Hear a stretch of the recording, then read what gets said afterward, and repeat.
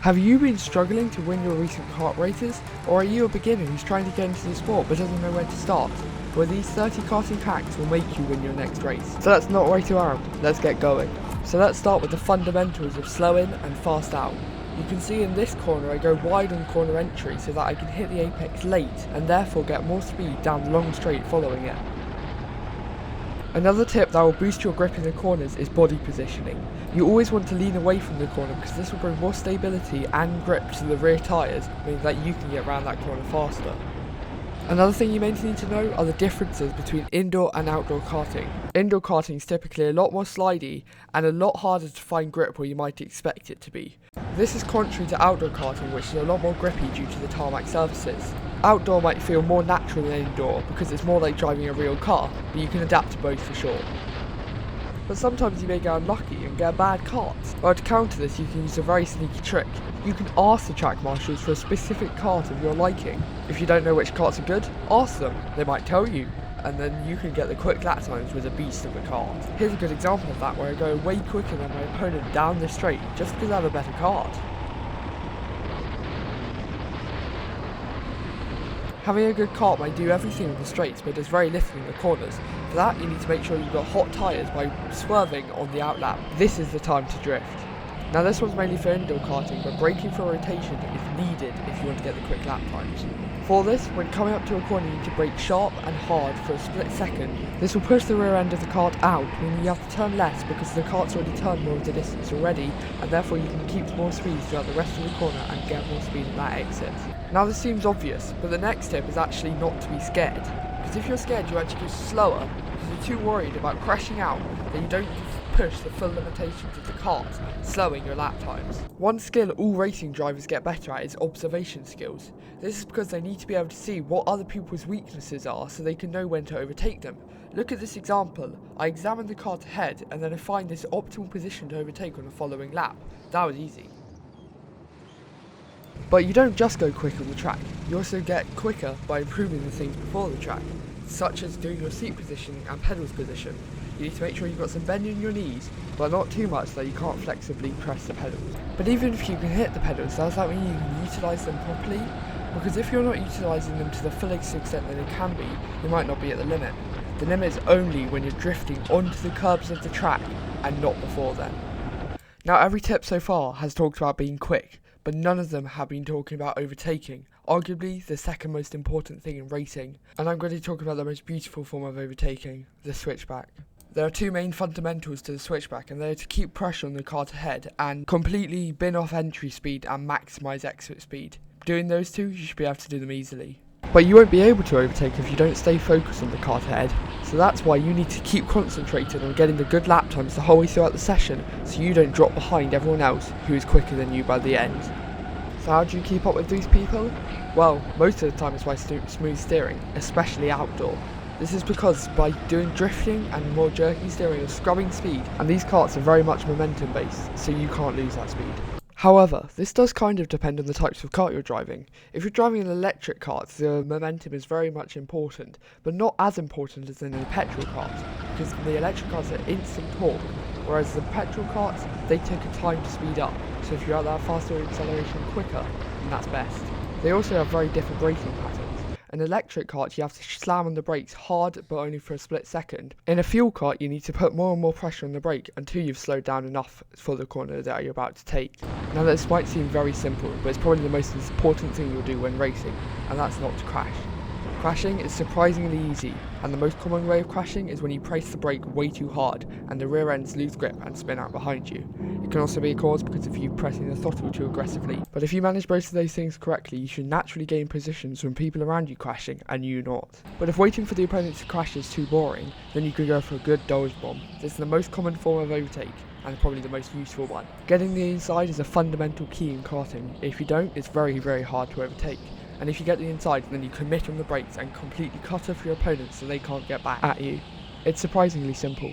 Now you've definitely heard this next one before, but drifting is bad. It may look cool, but it scrubs so much speed, so if you want to actually win the race, then you shouldn't do it. If you're going for a bit of fun, then go for it. On the complete opposite to drifting is understeer. Understeer happens when you're going through a corner with too much throttle. This causes you to go out wide and therefore lose speed and time. It rarely happens in indoor karting, but it can happen a lot in outdoor karting. A good way to prevent it is by slightly braking slightly more and turning in slightly more than you were before. Now you should be hitting those apexes easily. Now I know this is going to sound stupid, but the next one is to actually slow down, because sometimes it can gain you speed. Sometimes you may want to back off and allow yourself a bit of space between you and the car ahead. This will allow you to go quicker and build up momentum, and then you can see where the opponent's messing up. If they get stuck behind some traffic, then maybe you can step back until the opportunity is right and you can launch down their inside and take that position. But there is another sneaky way to gain track position, and this all involves in watching the lights and reacting quickly. If you can stay on the inside of someone else, slightly outside their bumper, then when the light goes green, you can launch it on the brakes into the next corner, and therefore you can overtake without even being quicker than them on the track. But when watching the lights, you have to get lucky. This method, you don't need to get lucky. Before you go to the track, go to YouTube and search up the track you're going to and a track guide. Now you've done your research, you've cut out 90% of the pain of trying to get quick, and now you can focus on the 10% whilst others have to learn the 90%.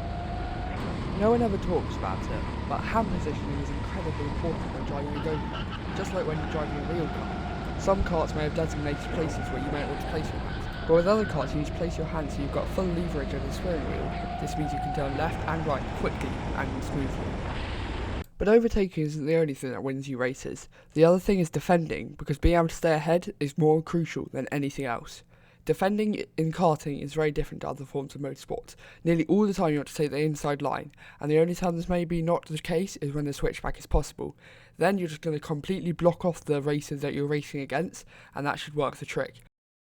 We're on to number 24, and that's to practice from mistakes. Sometimes you will crash, sometimes you will be overtaken, and sometimes you will just be slower than racers. Well, you need to look back and see what you did wrong. If you crash, did you brake too hard? If in that case you have to brake lighter. Did you turn too much? Then you have to turn a little bit less. Just make those sort of adjustments and your lap time will plummet. Another way to plummet your lap times is by using all the track.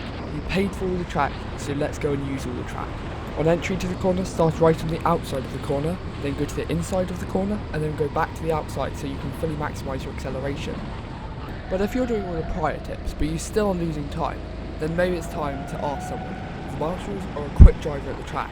By doing this, they might be able to give you some tips that not many people may know, but you can start implementing into your racing. I've gained loads of time by doing this. Now, this can be considered the most important step, and that's throttle management. Being able to press the throttle at the right times will be the make and break of your lap time, and this, in my opinion, is what's going to get you above the rest. On a corner exit, you don't want to go full throttle immediately. If you do, then the rear end will slide out and you'll lose loads of time. But you don't want to do it too late that you're accelerating way too late and therefore losing time.